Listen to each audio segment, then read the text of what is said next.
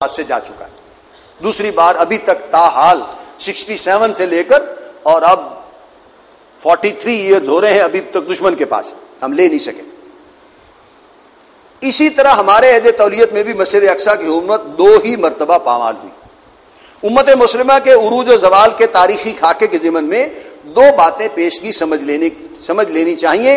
ایک یہ کہ جیسے کہ پہلے بھی عرض کیا جا چکا ہے، اپنی حیثیت تشکیلی کے اعتبار سے امت محمد علیہ صاحب الصلاۃ والسلام کے 2 حصے ہیں. سورہ جمعہ میں جس کا ذکر ہے، پہلا ہے امیین یعنی بنی اسماعیل پر مشتمل. هو الذی بعث فی الامیین رسولا منہم، محمد الرسول اللہ صلی اللہ علیہ وسلم امیین میں سے آئے. ایک اہل کتاب تھے، حضرت ابراہیم علیہ السلام کے 2 بیٹے تھے، ایک اسماعیل ایک اسحاق. اسحاق نبی کی اولاد میں بہت سارے پیغمبر آئے، وہ اہل کتاب کہلاتے ہیں. اسماعیل نبی کی اولاد میں واحد پیغمبر محمد الرسول اللہ صلی اللہ علیہ وسلم، اور ان دونوں کے درمیان فرق بھی 2500 سال کا ہے. امت مسلمہ میں جہاں حضور آئے صلی اللہ علیہ وسلم عربی بولتے ہوئے آئے، جو عرب تھے، قرآن آیا جنہوں نے سمجھا، جو مخاطب اول تھے، ظاہر وہ اس امت موجودہ امت مسلمہ کا قلب ہے، کور ہے، سینٹر ہے. اور دوسرا آخرین یعنی دوسرے لوگ. محمد الرسول اللہ صلی اللہ علیہ وسلم کی جو بعثت ہے وہ صرف عربوں کے لیے نہیں تھی. اپنے زمانے میں بھی رسول اللہ صلی اللہ علیہ وسلم کی بعثت پوری دنیا کے لیے تھی، پوری گلوب کے لیے تھی، اور قیامت تک کے لیے ہے. آج جو دور گزر رہا ہے یہ بھی دور نبوت و رسالت محمدی ہے صلی اللہ علیہ وسلم. جمعے کے دن جو آدمی ممبر پر بیٹھ کر خطبہ دیتا ہے نا، وہ ممبر رسول کہلاتا ہے. ابھی ٹھیک ہے، دور رسالت و نبوت محمدی ہے جس میں سے گزر رہے ہیں. البتہ محمد الرسول اللہ کی جو رسالت و نبوت ہے اس کے 2 حصے ہیں. ایک بعثت خاص ہے جو عربوں کی طرف تھی، امیین کی طرف تھی. رسول اللہ صلی اللہ علیہ وسلم خود عرب تھے، عربی بولتے ہوئے آئے، عربوں کی طرف آئے، خود اس دعوت کو لوگوں تک پہنچایا، اتمام حجت کیا، اور ایک حد تک جہاد و قتال کر کے اسوہ حسنہ سامنے لا کر اس دین کو غالب کر کے بھی دکھا دیا. یہ بعثت خاص ہے. اور دوسری بعثت کا آغاز کر دیا امت کو. دوسرے حصے میں رسول اللہ کی بعثت عام پوری دنیا کے لیے. اس کے لیے اللہ نے محمد الرسول اللہ صلی اللہ علیہ وسلم کو ایک امت عطا فرمائی جس میں میں اور آپ آج شریک ہیں. اس امت نے پھر آگے کام کیا ہے، اس دین کو عرب سے باہر پھیلایا ہے، ساری دنیا تک پھیلایا ہے. اگرچہ پھر وہ ایک خاص رفتار کے ساتھ آگے بڑھتے بڑھتے 30-40 سال کے بعد پھر وہ اس رفتار سے آگے نہیں بڑھ سکا، بلکہ وہ رک گیا. اور پھر وہ جذبہ جو قرآن اور جہاد والا تھا وہ اس درجے میں نہیں رہا. لہذا وہ پہلے ایمانی زوال آیا اور اس کے بعد پھر دنیاوی اعتبار سے بھی حکومتوں میں بھی زوال آیا. اور دوسرا آخرین کا ہے، یعنی دیگر اقوام پر مشتمل ہے، خواہ وہ کرد ہوں یا ترک ہوں، اہل فارس ہوں یا اہل ہند، افغان ہوں یا مغل، اہل حبش ہوں یا بربر، شرق بعید یعنی فار ایسٹ کے لوگ ہوں، ملایا اور انڈونیشیا سے تعلق رکھتے ہوں، یا مغرب بعید یعنی مراکو اور موریتانیہ کے. دوسرے یہ کہ جغرافیائی اعتبار سے بھی عالم اسلام کو 3 حصوں میں منقسم سمجھنا چاہیے. نقشہ اگر آپ کے سامنے ہو دنیا کا، تو دنیا میں مسلمانوں کی آبادی کہاں کہاں ہے. عام طور پر نقشہ ہوتا ہے نا، اس میں اگر غیر مسلموں کی آبادی اور مسلمانوں کی آبادی کو مختلف رنگوں سے شو کیا جا رہا ہو کہ یہ مسلمان ممالک ہیں، یہاں 80% زیادہ مسلمان ہیں، تو ایک خاص رنگ اگر دیا جائے تو یہ نقشہ بنے گا جو ابھی الفاظ میں یہاں بیان کیا جا رہا ہے. دوسرے یہ کہ جغرافیائی اعتبار سے بھی عالم اسلام کو 3 حصوں میں منقسم سمجھنا چاہیے، یعنی ایک قلب، دل، مرکز، دوسرے میمنہ اور تیسرے میسرہ. عربی میں میمنہ دائیں طرف کو کہتے ہیں، میسرہ بائیں طرف کو کہتے ہیں. اب نقشے میں اگر آپ دیکھیں، نقشے کا اوپر کو حصہ جو ہوتا ہے وہ شمال کا ہوتا ہے، اور اگر نقشہ دیکھیں اس طرف دائیں طرف، اگر میں سامنے اپنے سمجھوں کہ میرے نقشہ ہے، آپ بھی اسی طرح اگر ادھر سمجھیں، دائیں طرف جاپان سے عام طور پر نقشہ شروع ہوتا ہے فار ایسٹ میں، اور مغرب میں بائیں ہاتھ جو امریکہ تک چلا جاتا ہے، کینیڈا، امریکہ، بر اعظم امریکہ شمالی جنوبی تک چلا جاتا ہے. درمیان میں دیکھیں تو جزیرہ نما عرب ہے، عرب پیننسولا ہے، یہ مرکز ہے ہمارا. ایک حصہ اس کا دائیں طرف ہے، ایران، ترکی، عراق، یہ سارے ممالک، افغانستان، ایران، پاکستان، بنگلہ دیش، ملائیشیا، یہ اس قلب کا دائیں حصہ ہے. جیسے میں دائیں بازو پھیلا رہا ہوں تو یہ عرب سے دائیں طرف کے لوگ ممالک ہیں. بائیں طرف جو ہے عرب سے مصر ہے، لیبیا ہے، سوڈان ہے، حبشہ ہے، موریتانیہ ہے، الجزائر ہے، یہ سارے ممالک جو ہیں یہ مغرب کی یہ بائیں طرف ہے.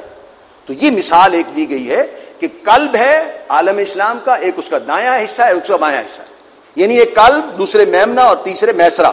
اگر دنیا کے نقشے کو سامنے رکھ کر عالم اسلام پر نگاہ جمائی جائے تو وہ ایک ایسے عقاب کی مانند نظر آئے گا.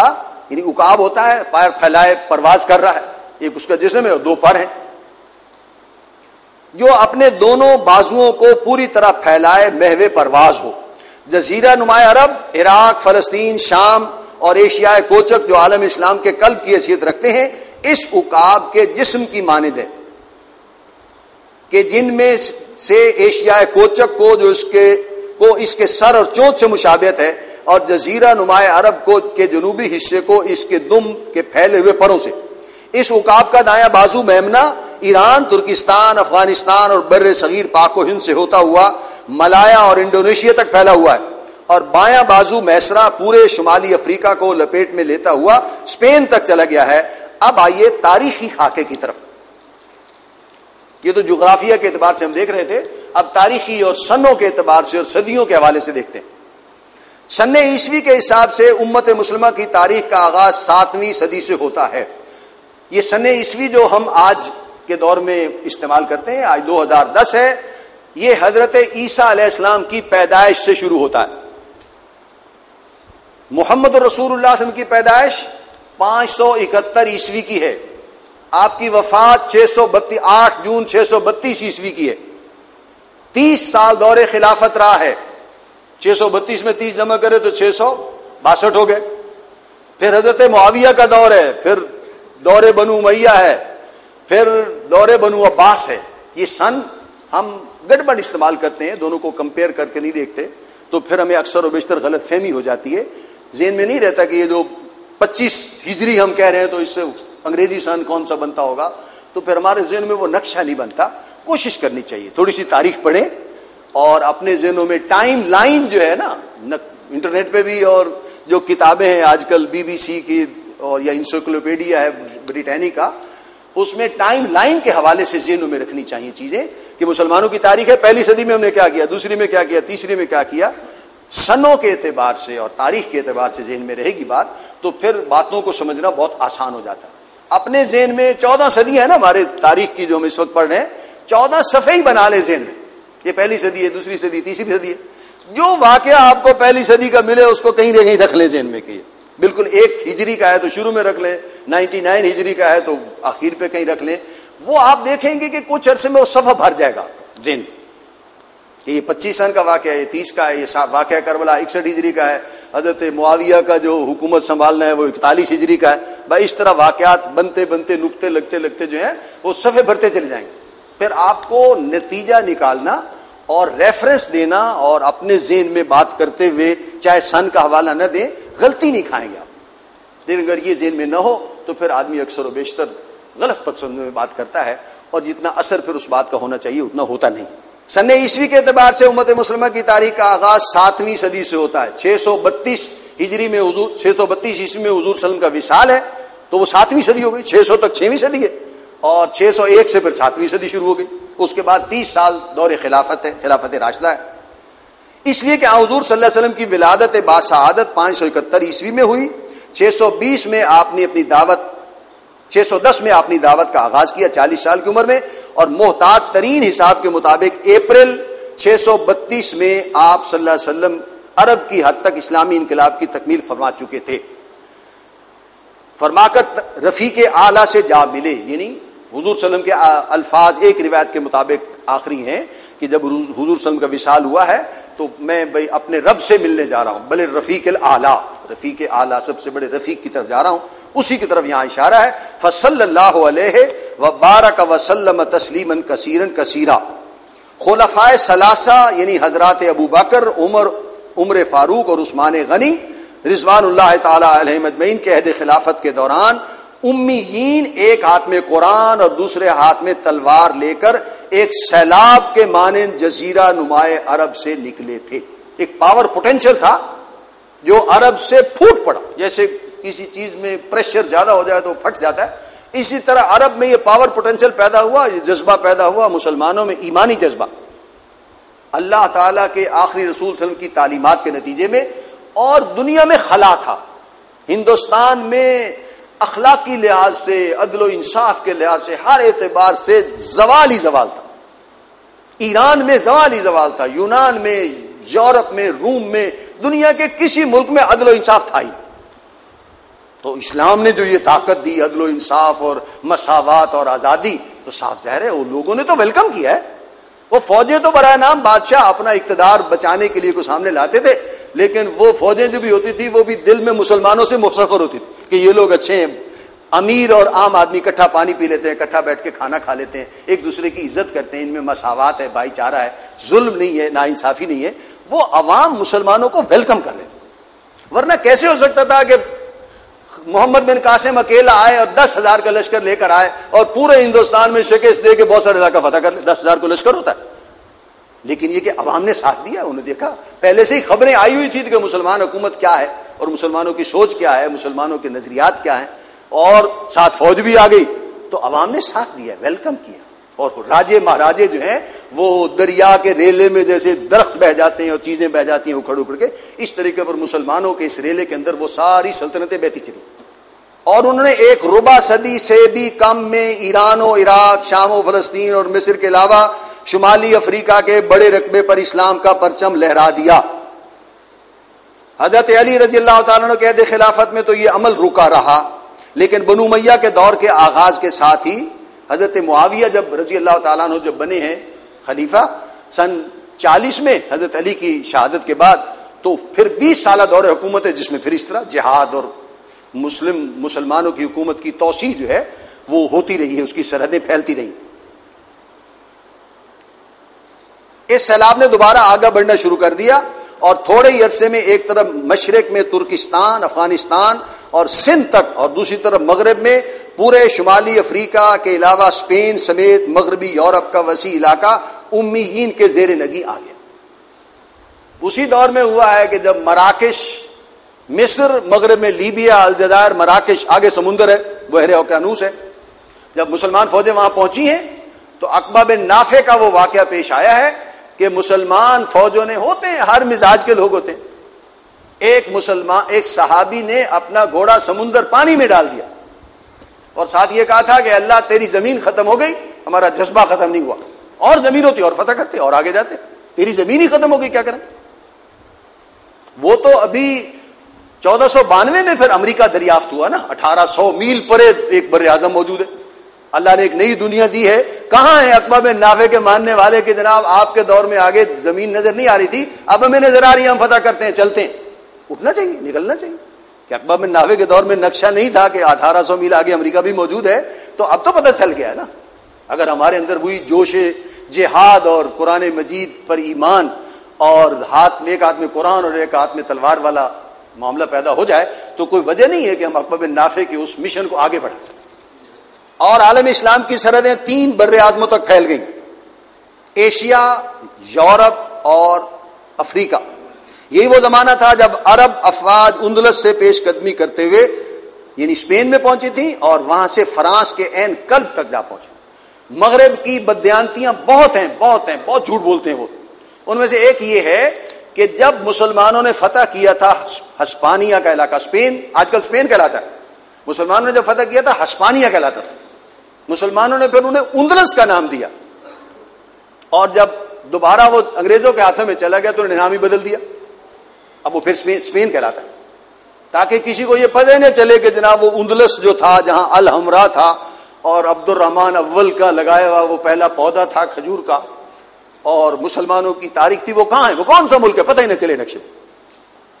مسلمانوں کو اپنی تاریخ سے غافل کرنے کے لیے دشمن تو بہت بیدار ہے، لیکن ہم اس کے سامنے ایک نرم چارہ ہی بنتے چلے جا رہے ہیں کہ چلو جو آپ کرتے ہیں ٹھیک ہے، چلو آپ کرتے ہیں ٹھیک ہے. ہمیں کھڑے ہو جانا چاہیے کہ جناب یہ آئندہ مزید نہیں ہوگا. 8ویں 9ویں اور 10ویں صدی ہجری کا زمانہ عربوں کے عروج کا دور ہے، جس کے دوران اسلام کی علمبرداری اور عالم اسلام کی سیاست دونوں امیین کی 2 اہم شاخوں یعنی بنو امیہ اور بنو عباس کے پاس. بنو امیہ 660 660 سے لے کر اور 758 تک، 40-41 ہجری سے لے کے 132 ہجری تک بنو امیہ کا دور ہے، اور اس کے بعد پھر بنو عباس کا دور آ گیا. بنو امیہ چلے گئے، بنو عباس کا دور ہے جس کے مشہور وہ ہارون رشید اور مامون رشید اور یہ سارے جو ہیں خلفاء یہ بنو عباس کے ہیں. یہ جو طارق بن زیاد گیا تھا یا یہاں بر صغیر میں محمد بن قاسم آیا، یہ بنو امیہ کے لوگ تھے. بنو امیہ کی حکومت بغداد میں تو عرب میں تو ختم ہو گئی، بنو عباس آ گئے، لیکن اسپین میں وہی بنو امیہ کی حکومت جو 711 میں طارق بن زیاد نے قائم کی تھی وہ 1492 تک رہی ہے. 8 صدیاں انہوں نے حکومت کی ہے وہاں. دیکھنا چاہیے یہ ساری 800 سالہ تاریخ ہے مسلمانوں کی عظمت، اور جتنا امن اور سکون وہاں مسلمانوں کے دور میں تھا اتنا شاید آج بھی یورپ میں نہیں سوچا جا سکتا. برٹلینڈ رسل لکھتا ہے reflections of reawakening of the east کہ مسلم اسپین میں 1492 سے پہلے اتنی ترقی تھی کہ سڑکیں پکی تھیں، رات کو روشنی ہوتی تھی اور لوگوں کو امن و سکون میسر تھا، جبکہ وہی دور جو ہے وہ یورپ کا ڈارک ایجز کہلاتا. اندھیرے میں رہتے تھے، کوئی علم نہیں، کوئی ترقی نہیں، کوئی تعلیم نہیں، کوئی تدریس نہیں. جرمنی کا بادشاہ جب مسلمانوں کی ابھی حکومت اسپین میں تھی 1400 کچھ کا واقعہ ہے، جرمنی کا بادشاہ صرف سال میں 2 مرتبہ نہاتا تھا، وسائل ہی نہیں، ترقی نہیں، اور اس کا جشن نوروز کی طرح منایا جاتا تھا کہ بادشاہ سلامت آج نہانا ہے. عوام کیا کرتے ہوں گے؟ آپ اسے اندازہ کر لیں. ترقی نہیں. یہ وہ تہذیب ہے کہ آج ہمیں اس سے نابلد کر دیا گیا ہے، جیسے ہے ہی نہیں. جیسے مسلمان تو ہمیشہ ذلیل ہی قوم تھے دنیا میں، انہیں احساس ہی نہیں تھا، اس لیے کہ ہم تاریخ سے کاٹ دیے گئے. اگر ہمیں پتا ہو کہ ہمارا ماضی کیا ہے. ہندوستان میں انگریز آیا، ابھی ندائے خلافت میں شاید وہ اوریا مقبول صاحب کا چند ہفتے ہی پہلے وہ شائع ہوا ہے کہ انگریزوں کے آنے سے پہلے بھی مسلمانوں میں یہاں بہت ترقی تھی.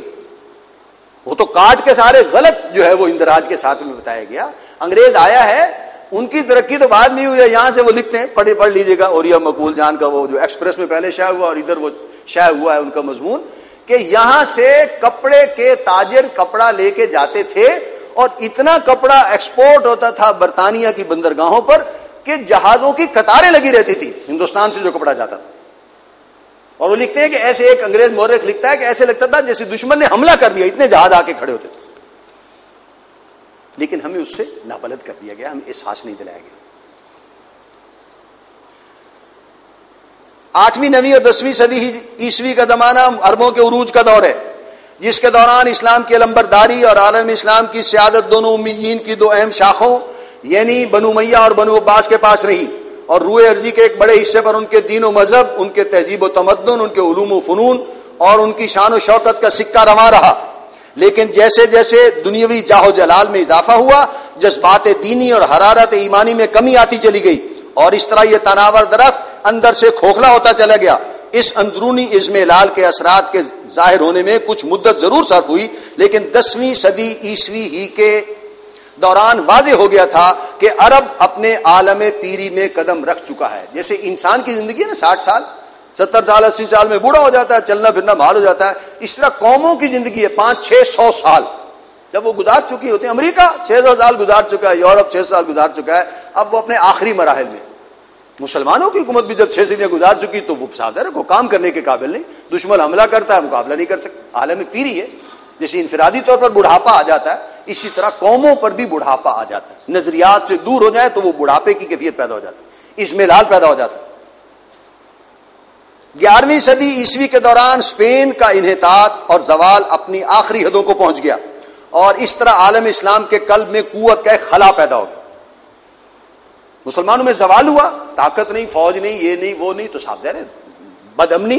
تو پھر دوسری قومیں سوچنے لگ گئیں کہ اس پر حملہ کرنا چاہیے اور ان علاقوں کو فتح کر لینا چاہیے.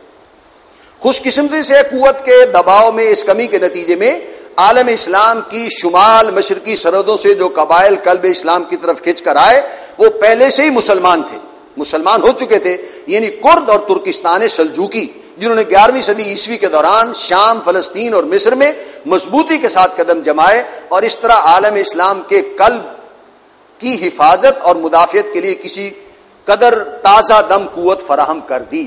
رسول اللہ صلی اللہ علیہ وسلم کے زمانے میں مملکت اسلامی کا دارالخلافہ مدینہ تھا، خلافت راشدہ میں مدینہ تھا۔ حضرت علی کے دور میں اختلاف پیدا ہوا، حضرت علی مدینے سے کوفہ لے گئے جو بغداد کے پاس شہر ہے، اور حضرت معاویہ شام دمشق لے گئے۔ حضرت علی کی وفات کے بعد حضرت حسن نے صلح کر لی امیر معاویہ رضی اللہ تعالی عنہما سے، تو پھر حضرت معاویہ نے اپنا دارالحکومت دمشق رکھا، لہذا وہ بغداد سے بھی کٹ گئے۔ بنو امیہ کا دور 132 ہجری میں ختم ہوا، بنو عباس کا شروع ہوا، تو بنو عباس پھر بغداد لے آئے دارالحکومت۔ 758 سے لے کر 1258 تک 5 صدیاں بغداد مسلمانوں کا دارالحکومت رہا ہے، اور دنیا کا سب سے زیادہ ترقی یافتہ شہر تھا۔ جیسے آج آپ نیو یارک سمجھ لیں یا ٹوکیو سمجھ لیں، کوئی اور شہر ہو سکتا ہے، اسی طرح کا وہ دنیا بھر کی تجارت کا مرکز، علم کا مرکز، تہذیب کا مرکز، تمدن کا مرکز، اور مسلمان سوچ کے ساتھ جو کچھ بھی ہو سکتا ہے، جس پر چھاپ قرآن اور حدیث کی تھی، کسی درجے میں صاف ظاہر ہے بے عملی تو تھی، لیکن یہ کہ بہرحال ایسے بھی نہیں تھا جیسے یورپ میں کچھ ہو رہا ہے اس طرح